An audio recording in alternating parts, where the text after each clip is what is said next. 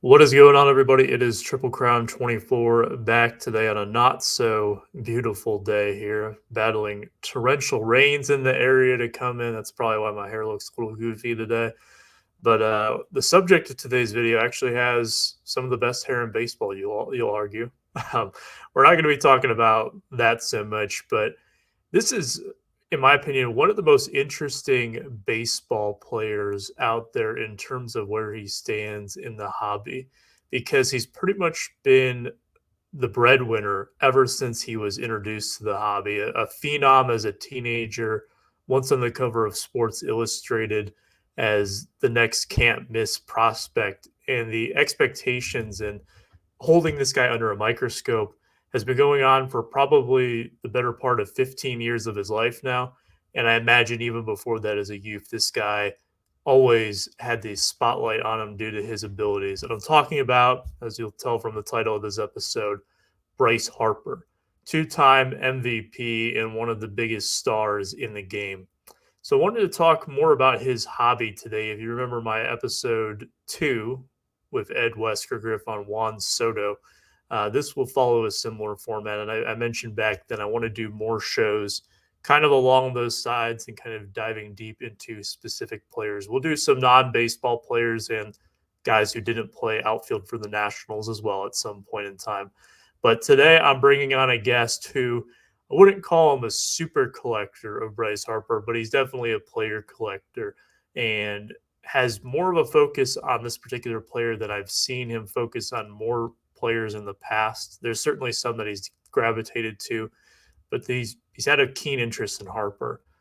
One of my biggest inspirations for creating YouTube content, I've known him for years, my very good friend, MikeO. How we doing, Mike? What's going on, JT, and the audience out there?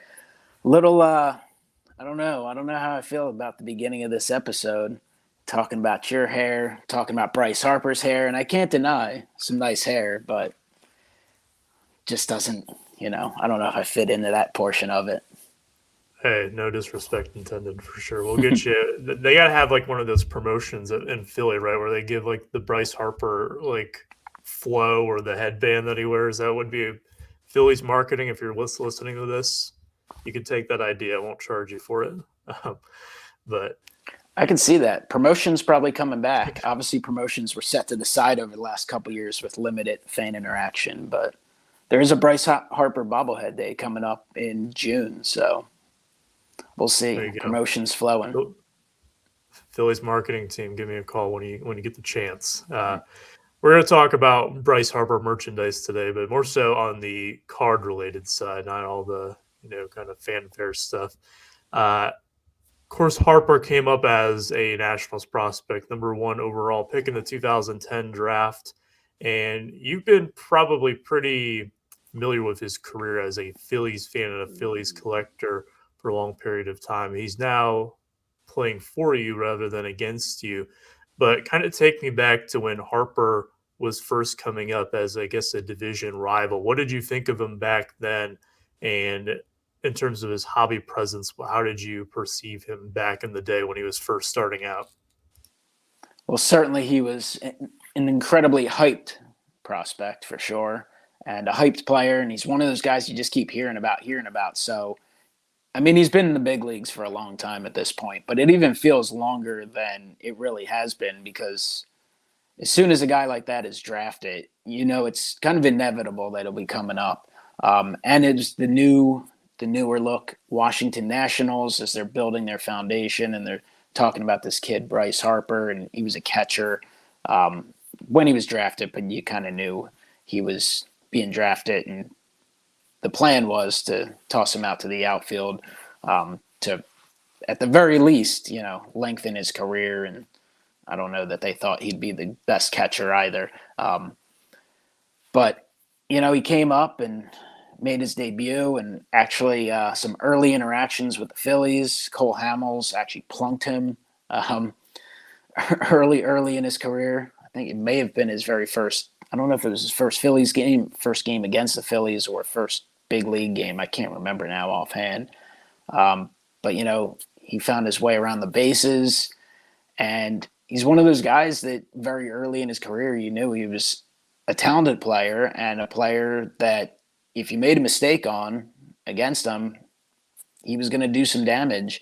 And unfortunately, seeing history repeat itself with Juan Soto, and I've witnessed some of that in person and, of course, on TV, and you get to see these guys on division rivals an awful lot. So you really you get to know how good they actually are and can be, and whether the hobby agrees with that or not, kind of depends player to player. But obviously, Harper was very, very hyped up in the hobby early on, sky high prices, and that's problematic maybe early on trying to collect them, but it's somewhat beneficial in today's market collecting them. Sometimes when the guys come up with the biggest hype, that actually benefits you in the future with the ability to purchase those cards. Oh yeah. There's a lot of opportunity that will come after when they find out that they're not going to be perfect. And for those who are newer to the hobby or maybe were gone for a prolonged period of time, the hype around Bryce Harper, from my experience, and I mean this kind of touches on what you said too, Mike, is that it was probably the same level as a guy like we see like the Zion Williamson, John Morant hype these days, or looking at more baseball examples, Wander Franco, Fernando Tatis Jr. If we want to do football, your Mahomes, Lamar Jackson, Josh Allen. I mean, just right up there. And it was a bit different back then. You had Steven Strasburg the year before too, who carried, I would say, almost as much hype. It's a little weird because he's a pitcher, but he probably was the most hyped pitching prospect of all time. And then Harper the following year, to me, it was a perfect timing too, because there's a few kind of dud prospect classes that come in the years preceding it, and then you have a pitcher the year before who's kind of the big deal. Of course, there was one guy in that 2009 draft that ended up being pretty good, but we didn't really consider that for a couple of years, and he was drafted number 25 overall. And That was a slower process. yeah, it definitely wasn't built up as much as Harper, and that the player, of course, being Mike Trout, who's kind of been given more of a leash. So the hype around Harper, yeah, it's certainly always been there with his hobby. And as time has gone on, you've kind of seen it going up and down. In 2019, I remember exactly where I was when I found out about this. It was just at the start of spring training. He signed what was pretty much a record deal with your Philadelphia Phillies at the time. So walk me through what you were thinking at the time, and how did your perception of Harper change both as a player and then in terms of what you thought of him in the hobby when he came to your team? Well, that was a hell of an off season. That was a slow burn and a very frustrating off season. This past year was kind of interesting because of the lockout. You had the rash of signings before the lockout, and then, of course, a pile of signings hyping up spring training post-lockout. 2019 was like the absolute opposite. Between him and Manny Machado, it took absolutely forever, and he was, I think, maybe even a couple weeks after Machado. And the Phillies were very likely to sign one of the two. They were just in a position, they were at a time and place where they needed star power, they had the money, they were going to find a way to sign a player. There was even talk at one point, people throwing it out there, maybe they'll sign both, and that was never really a realistic situation. So there was a lot of debate in the city, who's the better player. Obviously, Harper kind of had a down year the year before, at least average-wise, and he had been one of those guys, it had some injuries here and there, and, obviously has had a very good career, and to the point where maybe even an underrated career, just due to the fact that he was so hyped up and expectations are so sky high, and he'd obviously met them in certain seasons and then maybe not so much in other ones. Machado was very kind of consistent numbers-wise, but Machado just had that, he wasn't exactly a fan favorite in his short time with the Dodgers. I know the national audience didn't love him, and quite honestly, his perceived casual playing style and kind of attitude didn't seem like it would fit very well in Philadelphia. He may have been a great fit on the roster in terms of playing third base and consistent production. But I think early on, like the talk in Philadelphia was like 95% of people were like, if you took a poll, wanted Harper. And I was part of that group. I mean, I kind of liked Harper a little more, and I could just tell he was the type of guy that would fit in Philadelphia. He was the type of presence, and he was the type of star power that the team needed. And so, I mean, I was all in. I was obviously hoping against hope, and it's just one of those situations. You're literally reading articles on a daily basis, and the rumors just kept going out and out. And you knew the Phillies were in it. And then when Machado ended up signing in San Diego, it was kind of Harper or bust. And the competition, it wasn't. You heard a little bit about the Dodgers, and the Dodgers supposedly were interested, but they wanted to do like a record. They wanted to do like a Max Scherzer type of deal with Harper, like 3 years, like $40 million a year or something like that. And then San Francisco popped in, and Phillies and Giants were kind of the two finalists, really. So, when it finally did happen, like you said, very close to spring training. I mean, it was exciting. It was a relief. It was nice to know that, obviously you're getting a superstar added to your team. You're never going to be disappointed with that, right? Even though they don't necessarily always end well. Sometimes things don't work, and it was certainly a big commitment, 13 years. But hobby-wise, I mean, that was exciting as well, right? Phillies collector, already collecting Harper stuff. I mean, super excited to be able to buy even the Topps Now Phillies card and things like that, and look forward to products and such. And as a Phillies fan and having other Phillies fans around, I know my dad called me and left me a voicemail. He's not someone who's necessarily up on the current day access we have from our phones to follow Twitter and get instant text messages and alerts and stuff. But I could hear it in his voice, in his voicemail, like, oh, the Phillies signed Harper. He's telling me the details, and so you got a 2-minute voicemail from him that I listened to. So that's all part of it. That's really cool and really fun. And that's just part of what's exciting about the hobby, exciting about sports, connecting you with friends and family, getting messages from dozens of fellow Phillies fans. So that was awesome. And, I don't know. I was happy with it then. And 3 years in, 3 years in, right? Super happy with it now too. And watching him from a distance, even though you see him more often, the guy's a good player. He can obviously get hot. He can hit home runs. You think about that. But watching him every day, 9 innings a game, you realize this guy is obviously a very talented baseball player, and he can hit. And you just have a better appreciation for how hard he plays. I mean, he's getting paid plenty. He probably could have gotten himself more money, more annual average money.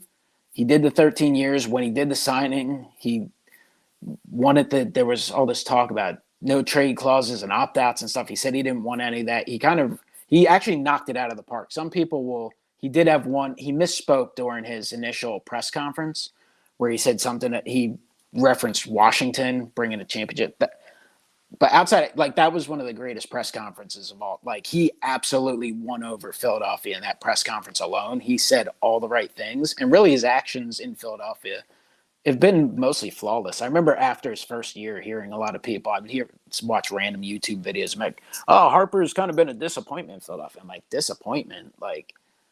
I would not say it's a case. The team is a disappointment because they just weren't very good. But, I mean, the heart, the hustle, how hard he plays, running the bases in the field. Is he an A-plus defender? No, but it's not for lack of effort at all. He actually has a pretty decent arm, maybe to his detriment because he hurt his elbow this year, probably overextending himself a little bit. But thankfully, we have a DH in the National League, so it's not as big of a deal. But, I mean, he's been incredible. Last year, he was – for the people that – obviously everyone's going to have their bias, right? But watching Bryce Harper, no doubt he deservedly won MVP last year. The lineup was trash in September. He had no protection. You look at this year compared to last year, He really had zero protection, and he somehow still helped carry the Phillies within a few games of reaching the postseason. I mean, the Braves obviously went on the run, won the World Series. Congrats to them. But the Braves were not world beaters during the course of last season. I mean, if the Phils played a little better in a few games towards the end, it could have been them winning the division. They ended up losing the division by just a couple games. And Harper was just incredible. The second half he had was absolutely outstanding. Yeah, he was because he didn't even make the All-Star team last year, which is kind of mind-blowing He's to actually think. never he's never been named an All-Star as a member of the Philadelphia Phillies, because his first year, same thing. He had a little better of a second half than a first half.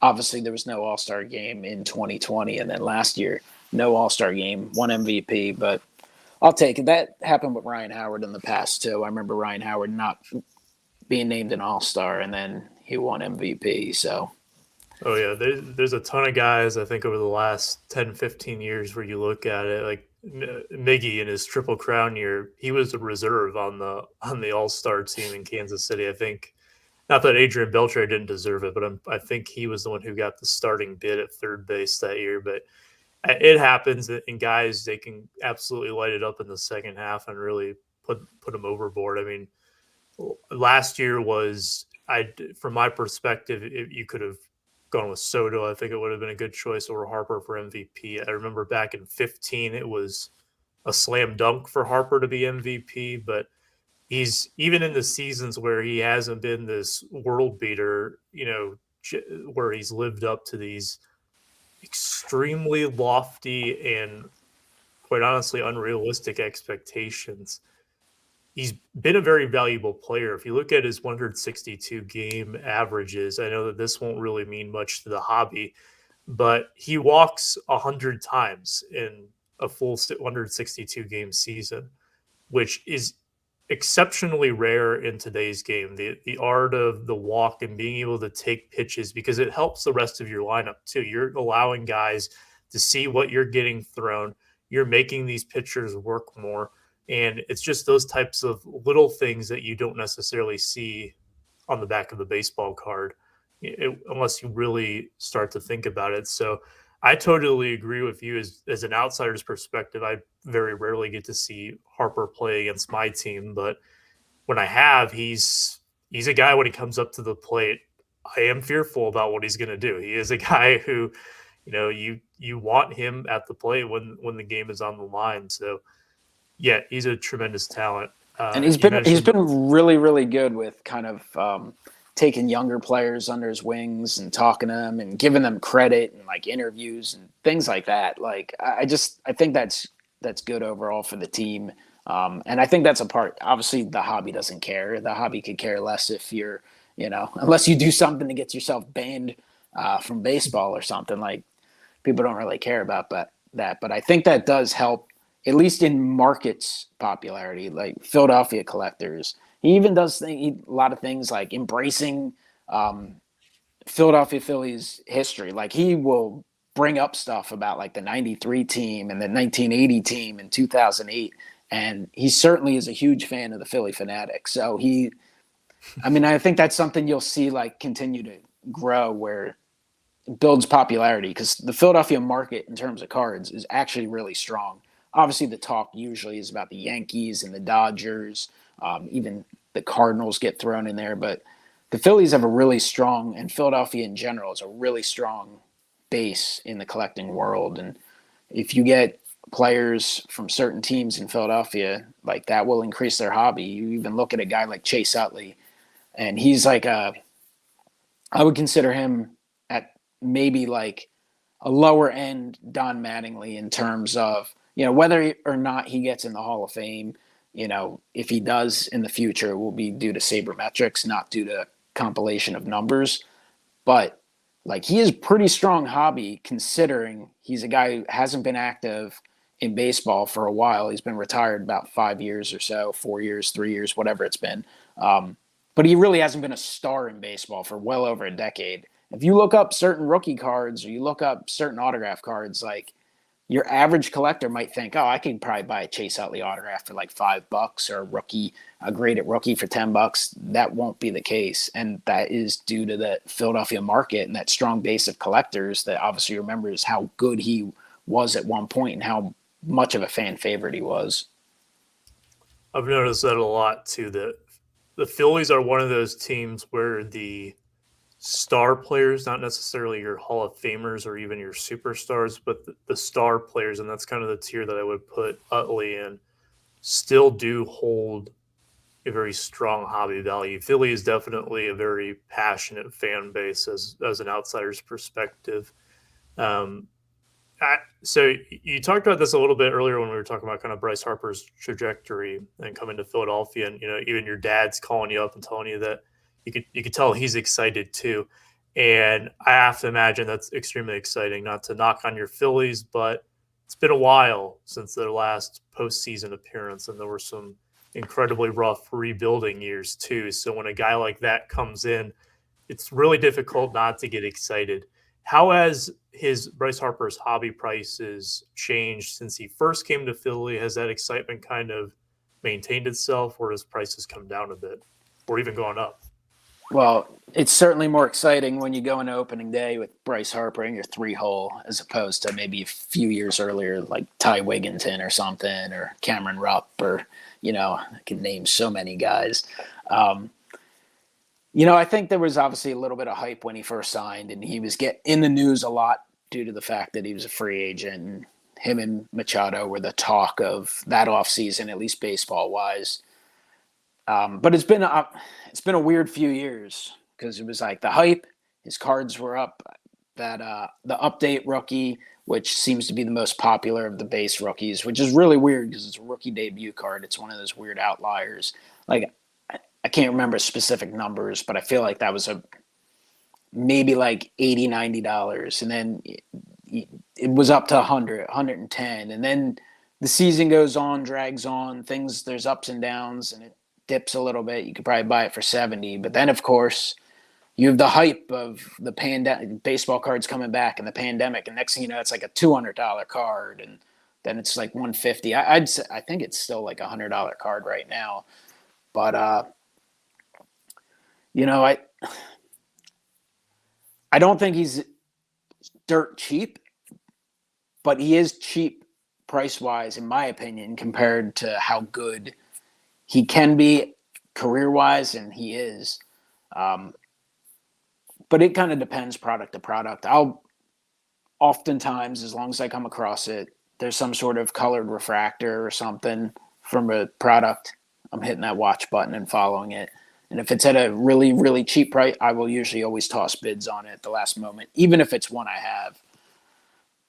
And sometimes you see them go for those crazy prices. Granted, some products, just these refractors, these singles aren't getting out to the market, or at least very few are. And I'll see a refractor that I think, or a color parallel, I'm like, that should probably go for about $25. And I'll see it go for like $100. I'm like, that was kind of crazy. Other times I'll see ones that I'm like, that should be like $120. And I might even bid like $110, whatever. I'll throw on a high bid just saying, you know what, the hell with it. I just want the card. And then I'll win it for like $24. I'm like, okay, I'm not going to complain about that. So I do kind of feel like his prices have been a little bit all over the place. But there's certain cards like atomic refractors you can buy pretty cheap. Just get them slabbed up. Sometimes you get lucky and you pull one of ones, and then you can send them off for grading before grading fees are excessively high. And then there's cards like this, which I honestly haven't looked up, but I was very thankful to pick up the 2012 number 661 Bryce Harper rookie, a super short printed rookie card that has probably gotten a little bit lost in the shuffle in today's market. Now, price wise, I don't even want to know what like a 10 is. I'm sure even a 9. It's got to be about $1,000 card, I would say. I'm super thrilled to have been able to buy an SGC 9 at a very affordable price a year or two ago, whenever it was. But the market's a little all over the place, but he's not excessively expensive at all. The hype is going to the newest national on that hype train, following in the footsteps of Strasburg and Harper, Juan Soto. He seems to be the priciest. And, the young players often do overshadow the vets to some degree. You have a guy like Miguel Cabrera, who you're very familiar with, or even Albert Pujols. And those guys are all but Hall of Famers, right? They're not Hall of Famers because they're not technically in the Hall of Fame, but we know they are absolutely lock Hall of Famers, first ballot Hall of Famers, all-time great players. And sure, their rookies are fairly high-priced, but they just don't get the same momentum in the hobby right now that your Ronald Acuñas and your Otanis and Juan Soto and Tatis when he's actually on the field, and now Wander Franco. You get overshadowed a lot by the very young guys, the guys who could be the best of all time, the greatest of all time, and not just, a first ballot Hall of Famer. Right. I think that the potential and what could be for a lot of those younger guys is often what drives the prices. It's certainly, I mean, back when Harper first came out, that was a huge driving factor behind a lot of the prices we were seeing, especially like when the 2011 Bowman stuff was coming out. Since his 2010 stuff, he was in the Team USA uniform, which those types of cards typically don't do too well in the hobby. It's funny that you mentioned guys like Cabrera and Pujols, because Harper, after last season now, is one of 4 active players with 2 or more MVP awards. Pujols and Cabrera are 2 of them. Then you have Mike Trout. And I get it with Pujols and Cabrera. They're both members of the 500 home run and 3,000 hit clubs. Mike Trout is kind of this. He truly, I don't like using this term because I feel like it's used way too loosely, but it is true in this case, a generational talent. And Harper, he has, I would say, similar numbers to Trout, maybe not as good. And I think that, when those 2 were first coming up, there were a lot of comparisons to the 2, and Trout has kind of run away with it. But for what Harper has accomplished as a 2-time MVP winner, his prices are very disproportionate to guys like Cabrera, Pujols, and Trout as contemporaries in that 2 MVP club. And I get it. He's, I would argue, the least accomplished of the 4. And I think that's probably a very popular opinion. But I'm talking drastic differences. And I'm not even just talking about the rookies. I'm talking about even those colored refractors and some of the more rare stuff or your patch autos. A lot of those cards, from what I see, a lot of times, like Harper, his prices are way, way down. And I see people who will, they'll set aside Trout cards. I think a lot of people out there have like a little side Trout PC, or even some of the new guys like Soto, Acuna, Tatis.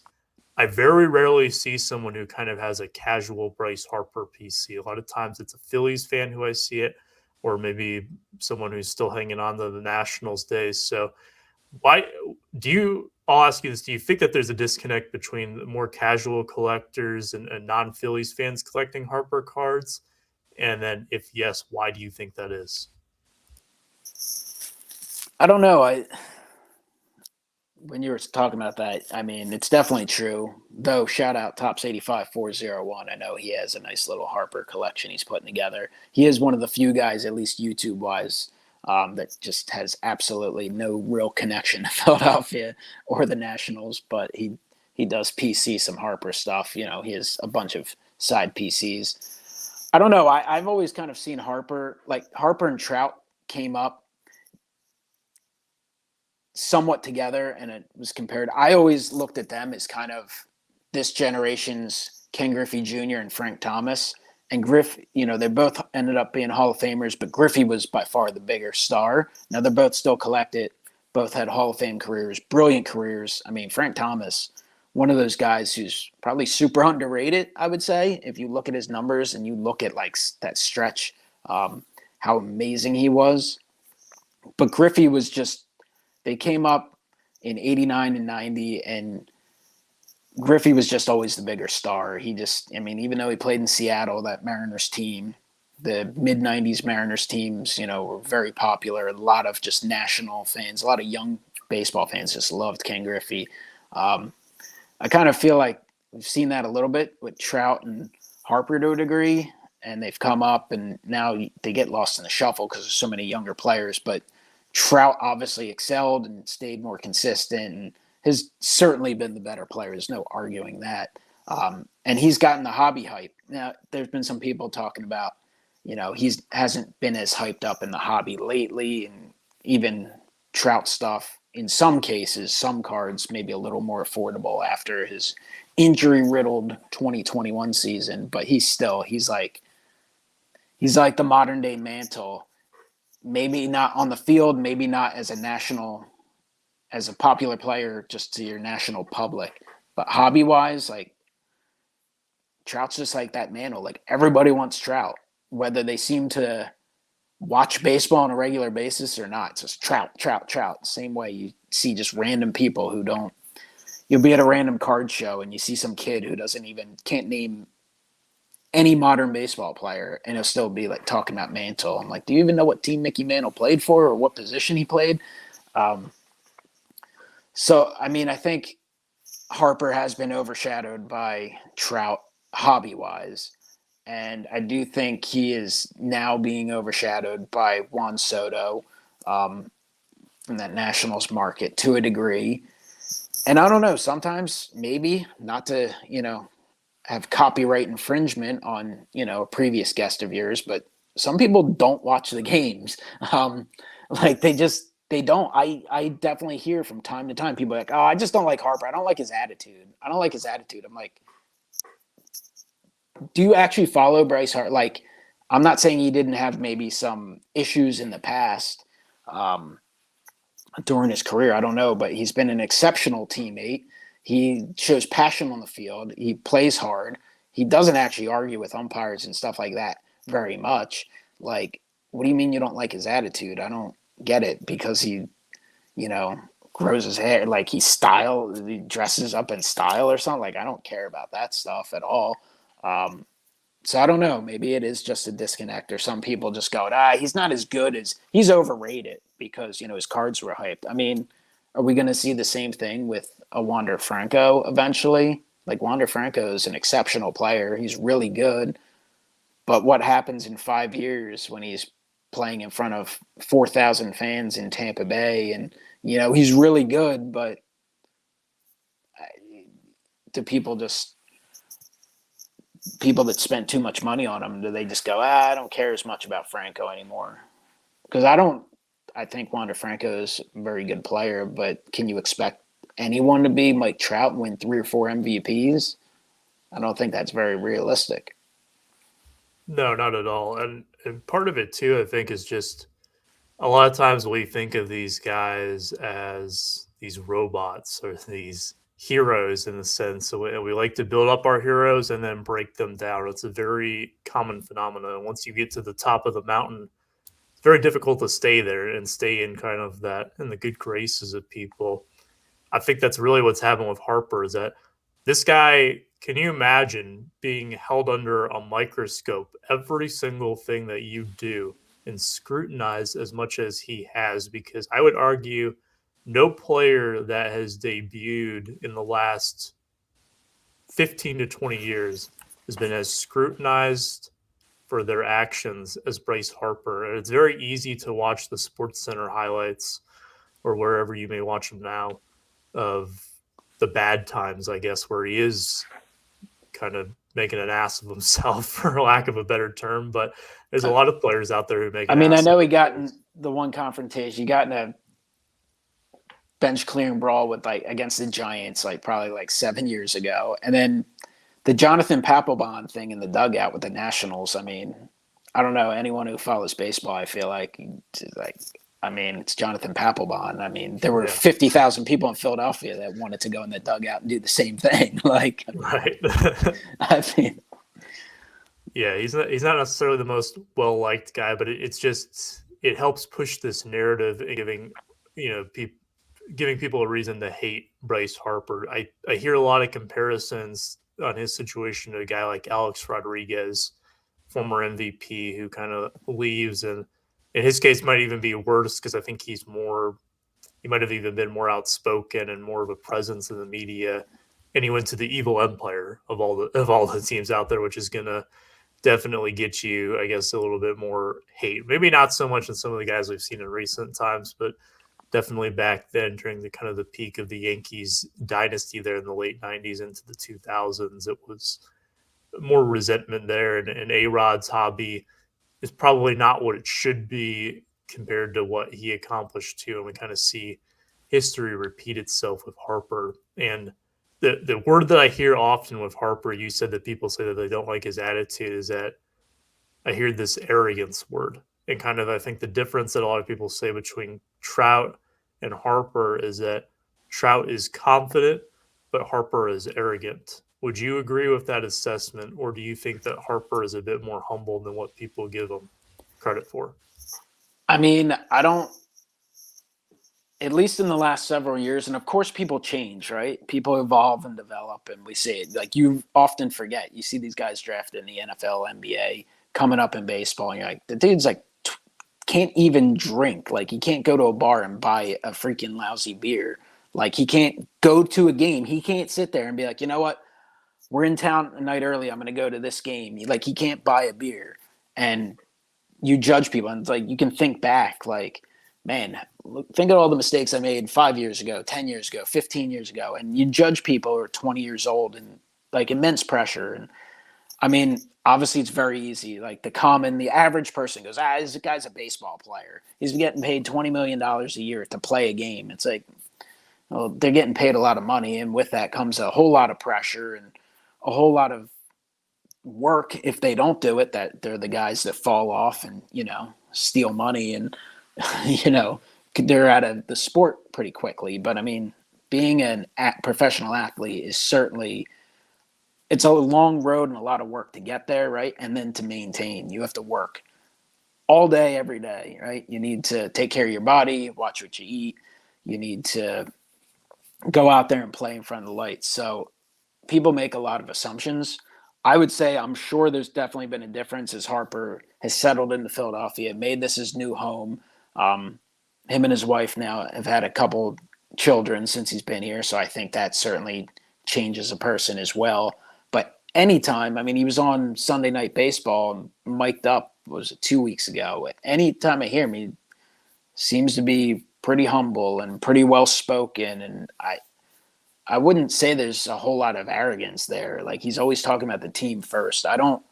Maybe at one point, maybe coming up, maybe that's just the way he was painted early on, but I don't really see that as a modern day truth. Not to say there maybe wasn't that type of attitude in the past, but at least in his time in Philadelphia, really haven't seen that at all.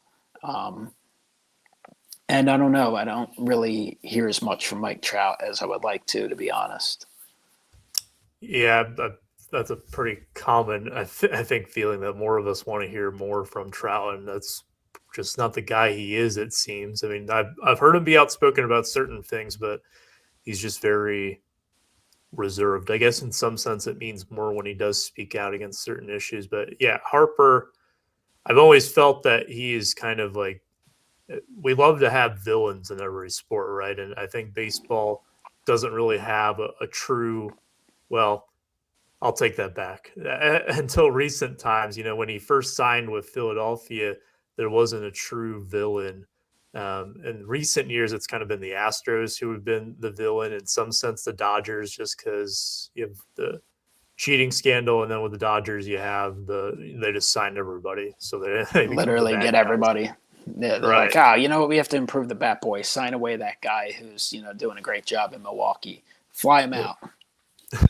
But for me, as an outsider for Harper, it's very strange because I did feel that back when he was first coming up, that he was this kind of arrogant guy. But as I started to see him more and more, and perhaps part of it is just maturity too. He's going to turn 30 years old later this year, and he is a father now. And like you said, it changes things. He's not the same person that he was at 19 years old that he is at 30. And if he was, that would be a huge problem, I would say, but that would be a different discussion. He's evolved more, and as you've said, just getting your perspective as someone who's watching him play daily, he's mentoring these younger players who are coming into the team. He's being a true leader, and I'm confident in your team that you guys will be reaching the postseason here with him a few times, and he's going to be able to have a chance, more of a chance at some of those postseason moments. He hasn't really had a definitive one yet. He's had a few opportunities, but I think that will kind of help add more positive spin to his lore. Maybe as we get towards the back end of this contract, they say that absence makes the heart grow fonder. Maybe that will make people kind of reflect more and have a greater appreciation for what Harper did, as he maybe isn't as talked about or kind of moves away from that hype from when he first came up. Do you think that as time goes on, people may become more receptive to Harper, or is he kind of doomed because of what people have labeled him as pretty much since he emerged on the hobby radar? I mean, it takes a lot to build out, whether what people think of you is deserved or not deserved. It takes a long time and a lot of effort to change that narrative. So, I mean, I think it's obviously going to take, hobby wise, it's really hard, right? Because people always looking for the next big thing. We see that, 2018, an all world, like one of the best rookie card classes of all time in the hobby, baseball wise. And it's just a few years later. Now everyone's moving on to this year. Is this year the greatest rookie class ever, with Bobby Witt, who hasn't done a thing, Julio Rodriguez, who is finally coming around a little bit, Wander Franco, who might not even have a real rookie card this year, and, all these other prospects and guys coming up. So people are always looking for the newest thing, which hurts the veteran players, of course. And then when you are hyped, like Steven Strasburg, like super hyped, right? One could say he absolutely lived up to the hype. Career-wise, career numbers-wise, Hall of Fame-wise, no. He had an exceptional postseason and won that organization, helped win that organization World Series. I know bringing back Wesker Griff again would be very upset because he feels like Strasburg stole that World Series MVP, but he was World Series MVP. Like, I don't know what Strasburg's current market is. I'm assuming it's very, very low, and his stuff is incredibly affordable, and I guess it should be to a degree, but he should always be collectible, even by a casual baseball collector. I think it'd be cool to have a Steven Strasburg rookie card. Would I go out and pay $1,000 for it? No, but like the dude was super hyped. Maybe only for a small window he showed the talent he had and won a World Series, which is the ultimate goal. Now, World Series titles don't really mean a lot in the collecting world of baseball. I think Super Bowls and NBA final championships mean a lot more, at least for those sports, hobby-wise, than baseball. World Series, people don't care, but it does bring you a little more national exposure for sure. But I think with Harper, as time goes on, as he continues to compile numbers and, of course, health pending and stuff like that, he's got 4 home runs this year. He's hit 35 each of his full seasons in Philadelphia, and then you had the pandemic shortened season. So if he hits another 30 home runs this year, which would give him 34 for the year, he'll reach 300 home runs by season's end. So he'll be going into his age 30 season with 300 career home runs, which gives him a shot to get to 500. I mean, he certainly has the years on the contract. The DH will help. But if he can continue to compile numbers, compile stats, perhaps, find his way into another MVP award, maybe some deep postseason runs, I think, over time people will hopefully, recognize what a talent he is. And, if he reaches the Hall of Fame, of course, that adds a level of collectability as well. But for the time being, I'm cool with being able to grab some super short print type of cards, some color refractors, some super awesome inserts, well below what some of these other guys are going for. It does definitely feel good when your player is overlooked. And I mean, you can build a pretty strong collection of that player for pretty cheap, because I've noticed the top tier guys, they are commanding a lot of money still, but it's very disproportionate as you kind of go down that bell curve. It's very skewed towards the top names. So I personally think that Harper's on track for the Hall of Fame. It's way too early to say, he is a lock. If he retired today, would he be in? I don't think so. He'd be a very low tier Hall of Famer, but he's won 2 MVPs. He has 6 All-Star appearances, and that is better, I would say, than at least He's done more than 98% of all players who have ever played Major League Baseball will ever accomplish already. And that bodes very well for his future. It's interesting that you mentioned the hype because that will really tie into next week's show, which will be using a little bit more data on a subject that's completely different. I'm excited to talk about that episode next week in that topic. But hype wise, this is kind of a theoretical question I kind of want to throw at you here towards the end of the show. How do you think it would have been different if Bryce Harper was a rookie in 2002, so 10 years earlier, or if he was a rookie this year, 10 years later in 2022? In terms of the hobby, how do you think the hobby would have reacted to him in that timeline? And kind of what do you think that we can take away from the hype in terms of what it has done to him hobby wise? Well, his cards would probably be borderline unaffordable if he was a rookie this year. A regular refractor would be like $300. Rookie auto would be like 1,000, maybe more. Who knows? I don't know. There's obviously different eras in the hobby. Things go up and down. Things were crazy in the mid and late 80s, which a lot of people forget or weren't around for. Then things cool down and calm down.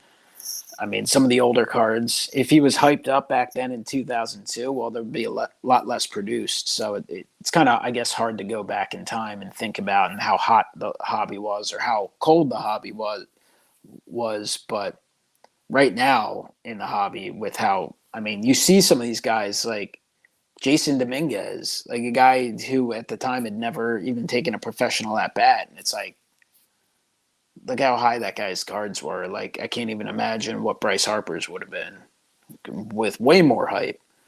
Like, I actually don't know anyone who knows who the hell Jason Dominguez is that's not in the hobby. Maybe I'm just talking to too many people in the hobby, but like just your standard baseball fans, like I don't think Jason Dominguez is a name that's even on the radar. But in the hobby, he's a guy who has had a card sell for what was it, like $500,000 or something outrageous. Like, so it is kind of sometimes difficult to separate people involved in the sport and involved in the hobby. But I don't know, the Harper train obviously was super hot there for a time. Right now, maybe being overlooked, and I'm fine with that. As someone who, on the football side of things, has always collected Tom Brady stuff, and like 98% of my collection is stuff I bought like 5 years ago or earlier, because like now I'm like, cool, prism base kind of prism card. It's like $12. So then the parallels 40 and then the color ones are 100. So I'm like, I used to be able to buy them for like $10, so it makes it harder to purchase. Yeah, it's the Harper market for your collection is definitely a lot different than the Brady one. I think Brady, a lot of those cards are unattainable for a lot of us. He's kind of come back down to earth a little bit in terms of pricing, but really that top tier stuff is just it's at a different level than most of us play in, unfortunately. And those cards they may be permanently out of reach. You never know, maybe one day, but uh, that will pretty much wrap up the show. Do you have any concluding thoughts, Mike, on Bryce Harper or anything that we didn't touch on that you really want to put out there, make your case for people to collect Bryce Harper? I mean, if you like collecting a talented baseball player who puts it all out in the field, I mean, collect some Bryce Harper, but don't collect too much, because I'd prefer to be able to pick some up at reasonable prices, of course. But I don't know. I think it's fun to collect everything, and I know everyone's different. Like, I certainly have a focus on Phillies cards. Like, I don't feel the need to be a super collector. Like, I can pick up just different examples of Harpers. If I get it, I get it. If I don't, I don't. There's every now and then maybe like a finest flashback, something like a iconic design, at least in my opinion, 93 finest design. All right, cool. I'm going to try and do that run as best I can. You miss out on the super fractors, so be it. But I still have the run of the other cards. But generally speaking, like, I don't Would it be great to super collect every single card produced? Sure. But do I feel the need to do it? No, I don't. So I think that makes it easier for me to pick and choose what I buy in terms of his cards. And, I don't know, it's fun to focus in and have certain players that you watch and collect. I do think that's fun. I like collecting some of the historic players and the Hall of Famers as well. I like collecting some of the other modern rookies. Like I like picking up some Bobby Witts and Julio Rodriguez and guys like that. And it is exciting to see how careers develop. But it's also fun to every now and then take a step back. And I'm as guilty as anyone, right? You just get used to players and they mix in. And like Miguel Cabrera, like I did get to watch him a lot early in his career with the Marlins and, won a World Series with them and crushed the Phillies pitching, of course, like most guys did back then. But eventually moves on and he's good, right? I know he's an awesome player and he's in focus to a degree because obviously I watch you picking up his cards and all of that, but it is easy to lose touch with some of these guys. And then you take a step back and he gets his 3,000th hit and I look at his numbers and I watch some of his highlights. I'm like, damn, I really missed out on probably picking up some cool cards of him. Like you don't need a massive collection. I mean, I have a rookie and I have a few others. But it's really easy to just let some of these all-time greats just slip through and you don't necessarily pay attention to their career as much as you should. And you miss out on an opportunity to add some cool stuff to your collection. There's always talk about being focused on this and focused on that. And I do think focus is important in the hobby. But having just a small, even if it's just a small general collection, can bring you a lot of joy and it's fun to go through a box. And there's a lot of great players. And I think Bryce Harper is an example of a guy that you could pick up a few cards from time to time and someday look back on it and look at him and be like, damn, these are cool cards. And this guy was a good player and he really did kind of leave it all out in the field and, played big time baseball in big moments as well. I think so. And I bet you there's going to be more to write to the tale of Bryce Harper as he turns 30 after this season. Hopefully, he's still playing there in his 30th birthday because that would mean the Phils are probably in the National League Championship Series. He's born October 16th, so hopefully maybe I would sign up for that right now, but at this point I would sign up just to see the longest active streak among National League teams to not reach the postseason. I would like to see that streak end, that streak belonging to the Philadelphia Phillies. I mean, at least the Mariners out west in the AL haven't been there longer in baseball, but it is hard to believe sometimes. The Phillies had that dominant run 07 through 2011 in the playoffs year after year, winning divisions, reaching several World Series, 3 NLCS, and now haven't been back since. So if you're watching a team that's been in the postseason consistently the last few years, enjoy it because you never know when a decade is going to go by and you're like, all right, cool. Be sweet to see some baseball once the leaves are changing. this will be our 8th season if we don't make it here for my boys up in Motown. So I totally relate to that. Yeah, you got to enjoy it while it lasts and enjoy these players kind of in the moment and take that step back to appreciate what's going on. So with that said, Mike, thank you so much for joining me today. I know we've been talking about doing this for a while and glad to add you in here to the show mix. I'm sure most people out there listening will be familiar with you, but I always like to make sure that the guests know where they can consume more of your content if they want to. So why don't you go ahead and share kind of your socials or wherever else people can get a hold of you? Well, I am on YouTube. Very difficult channel to find, MikeO. You can check that out. Got some mail days, some SGC reveals on there. I try and mix it up. I got to admit, like a lot of us, sometimes it's hard to find time to get as much content up as I should. So I'll be doing a mail day soon with a couple weeks worth of mail. And listen, with me, you're going to get what I buy and what I collect, and I'm not going to buy just because people tell me to. In that mail day, I promise you there will be a Hall of Fame rookie card of a completely unrelated to Philadelphia. There will be some actual super rare Philadelphia cards. You may never have heard of the players, but I promise you they're $500 cards. And you'll probably see some 15-cent cards too. But you know what? They're all cards that I enjoy and love. So that's what you're going to get from me on YouTube. And, I do the other stuff too, Instagram and all those things once in a while, but not as much as I should. But you should check out the Facebook group, TripleCrown24 and MikeO's grading submissions. Great group just to follow and see what people are collecting and what they're posting. And, from time to time, perhaps you could submit some cards for grading as well when that opportunity becomes available. Definitely go check out the link in the description. We'll have that there. We'll have Mike's YouTube channel there, and then you can kind of branch out to go get to his other social medias as well from that. So, again, Mike, I'll extend my thanks for you coming on the show. Next week's show, I kind of alluded to it mysteriously. I'll just go ahead and say it now. I'll be going solo next week and kind of continuing this theme of hype. We're going to look at kind of the hype train around WWE Prism. I told you guys that I was going to try to branch out into some different sports.